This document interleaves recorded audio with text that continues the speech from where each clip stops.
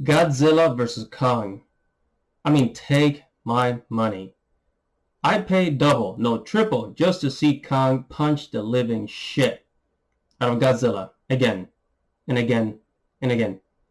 It's almost as cool as seeing Tyrion Lannister slapping the shit out of Joffrey. I can't stand the wailing of women. One word, and I hit you again. I'm telling Mother.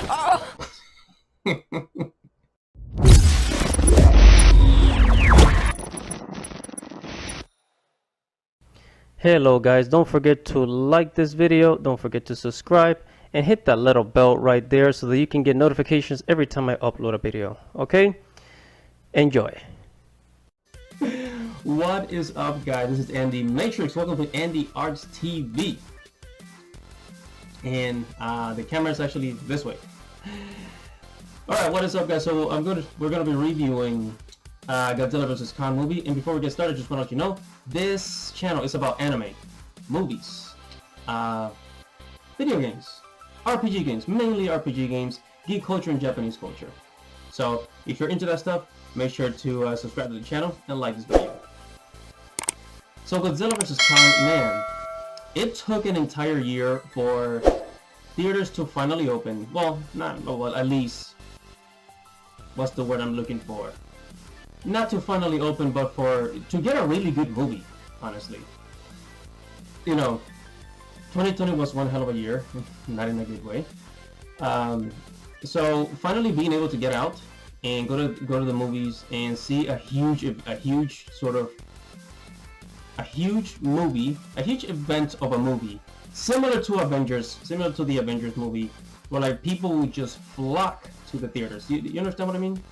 So I'm really glad that HBO decided to put it both on the HBO Max and release it on theaters for the experience. Because trust me, when you hear those speakers just vibrating in the theater room, man, it's one hell of an experience. So the story. Alright, so the story is basically there's a scientist trying to find out where all the giants came from, right? That they show it right from the beginning. They show Kong, and of course there's always like a woman or a little girl that makes friends with the giant, of course.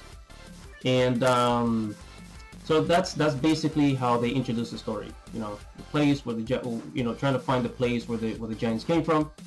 Afterwards, Godzilla basically shows up, starts destroying things. I mean, of course, there's a reason why Godzilla shows up, and that basically triggers the entire story of the movie. The characters are there. The characters that are there, I'm not gonna spend too much time talking about them because they're kind of boring. I mean, there is one funny guy there that's kind of like that's basically the conspiracy theorist. It's a funny dude, comic relief. That was pretty cool, but the rest of the characters are very basic. They have their traits. One of them is really serious, the other one is very panicky, and one of them, the other one's very funny. And then of course there's like the father figure that's like defending everybody. Great. In the movie, it makes it gives the characters their personalities, but the main focus is the battle between Godzilla and Kong, and because it's very self-aware. It's very self-aware. Like it knows why you went to the theaters, right? People go to the theaters to see Godzilla and Kong fight, and it's the build-up. It's the build-up that matters. All the other characters are just kind of there to basically work with the build-up until Godzilla and Kong finally meet. And trust me, like, in the first 10-15 minutes of the movie, once you get through all that, once you get through the introduction, the characters, and you finally get to the fight of Godzilla vs. Kong, man, it is entertaining. Jesus Christ. I mean, this movie is it's a fucking A+ in my book, because not only that, but it's just the CG, the CG, the graphics. I mean, we have come a long way with the graphics and Kong looked so on spot. Every wrinkle, I mean every single wrinkle on his face looked so freaking realistic. Same thing with Godzilla, all the spots, and no, not the spots, but the all this, I guess, his scales. And then there is this part where they go to the I guess to like the core of the earth. They go to the core of the earth, and I wish that Godzilla and Kong would have gotten there and fought in that area, because the gravity is kind of like all messed up. You know, there's like, it's the core. It's the core of the earth. So there's ground, right? There's ground. There's the field, and then on top there's also like, there's no sky, but there's like another there's mountains above you, because it's just I don't know how to explain it, but the gravity is kind of fucked up there. There's like rocks floating right in the middle between the land at the bottom and the land at the top. So it's like this messed up gravity effect. And Kong actually floats a little bit there, you know, just to show you what happens, right? I wish that they would have both fought there, because it would have been so cool just to see how they do it, how it happens.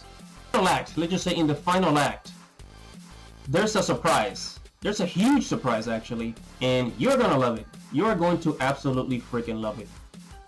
And I think they didn't show this part in the trailer because they wanted to shock the shit out of people. It shocked me. I had no freaking idea that this was going to be in the movie, and this made it even better. So I'm not going to spoil it in this review. I'm going to leave it to your imagination as to what that is, but it is really freaking cool, and it basically brought me back to like, I guess Pacific Rim, and I'm gonna try to leave it at that. Otherwise, I'm just gonna screw it up.